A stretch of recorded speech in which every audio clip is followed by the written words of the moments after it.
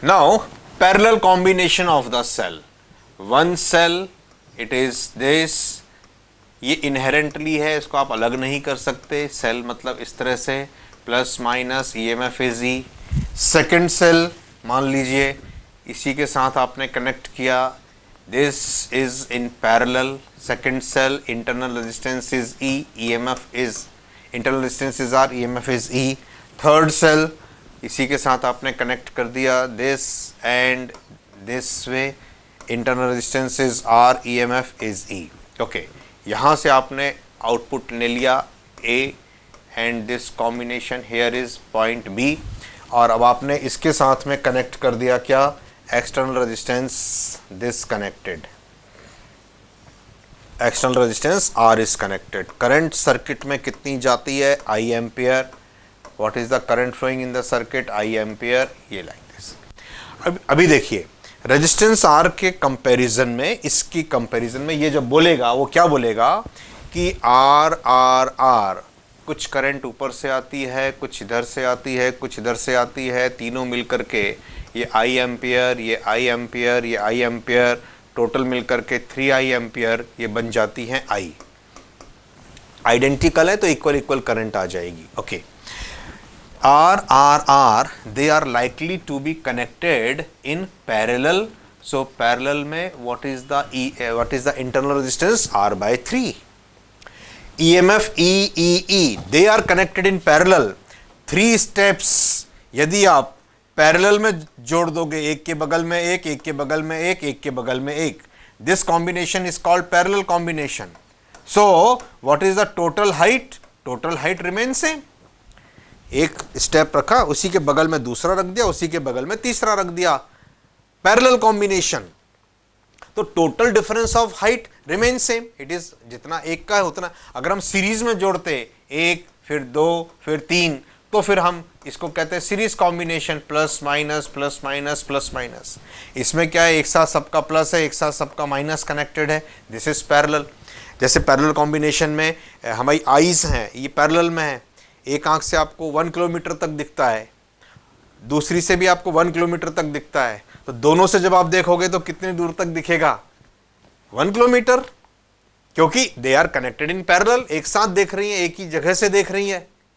अगर ऐसा होता एक आंख यहाँ होती और दूसरी 1 किलोमीटर आगे होती तो हमको 1 + 1 वो सीरीज कॉम्बिनेशन हो जाता, वो हमको फिर 2 किलोमीटर तक दिखाई पड़ने लग जाता. यहाँ पे कितना, it is parallel combination. So parallel combination में EMF remains same. E remains same. It is E. And now external resistance connected is R. What is the current flowing in the circuit? Total EMF is E. Total current is I. Total resistance of the circuit, it is R by 3 plus this is R. इसको simplify कर लेंगे. This is equal to I. 3 is transferred here, R plus 3R divided by 3 cross multiplication में I is equal to 3E divided by small r plus 3 into capital R. Similarly, M such cells, confusion ना हो, N हमने series में माने थे तो M हम parallel में मानते हैं. M such cells are connected in parallel. What is the total current flowing in the circuit? Most important, it is ME upon R plus MR. ये 3 यहाँ था पहले, अब 3 इसके साथ चला गया, ये ध्यान रखना और इस तरह से कैलकुलेट कर लेना. Parallel combination. Now comparison of the two. Series combination of the cells, R R R, it is NR. E E E, it is NE. External resistance R.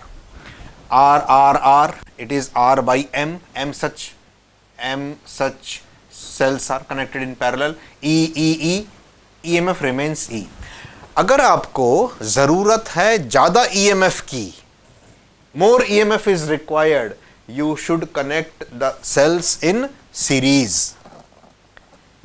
But in this condition, internal resistance also increases NR.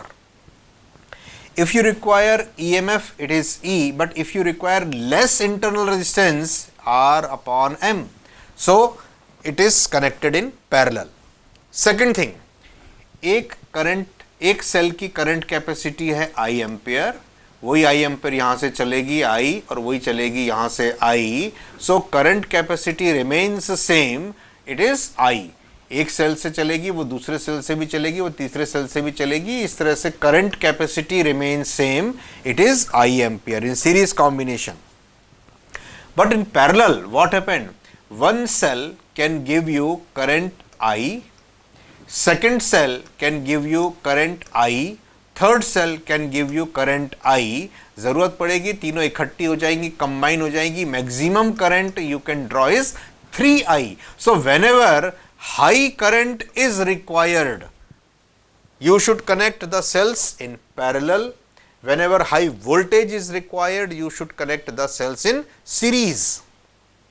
ज्यादा देखो ना, एक नहर है जिसमें पानी आता है, एक दूसरी नहर है उसमें से भी पानी आता है, एक तीसरी नहर है उसमें से भी पानी आता है, कैनाल, पानी वाली जो कैनाल्स होती है 1 2 3, तो सबका पानी ऐड हो गया, ज़्यादा पानी चाहिए तो आप किस में कनेक्ट करो, पैरेलल में। और एक छोटी नहर आई, उसमें के बाद वो उस चल के दूसरी नहर में जुड़ गई, वही तीसरी नहर में जुड़ गई, तीनों की डेप्थ, तीनों की हाइट, तीनों की क्रॉस सेक्शनल एरिया सेम है, so what happened, current will remain same, current तो उतनी ही रहेगी इस कंडीशन में। तो सीरीज में करंट सेम होगी बट वोल्टेज बढ़ जाएगा, पैरेलल में वोल्टेज सेम होगा E एक सेल के बराबर but current capacity increases. Most important, whenever high current capacity, high current is required, you should connect in parallel, whenever high voltage is required you should connect in series। series में internal resistance also increases, parallel में internal resistance total effective decreases, कम हो जाएगा। इस तरह से आप calculate कर सकते हैं। इसमें कैलकुलेशन इजी है, total voltage is equal to total current plus total resistance of the circuit. इसमें भी इजी है, total voltage is equal to total current into total resistance of the circuit. इस तरह से आपको जब ज़रूरत पड़े आप कैलकुलेट कर लेना, निकाल लेना। फिर अगर हमको करंट भी ज़्यादा चाहिए और हमको ईएमएफ भी ज़्यादा चाहिए, वी रिक्वायर बोथ।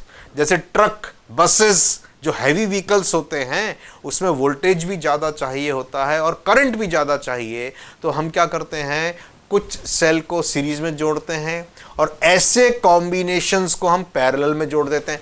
3 सेल के 4-5 कॉम्बिनेशन पैरेलल में जोड़ दिए, it is called mixed combination. देखते हैं इसके बाद हम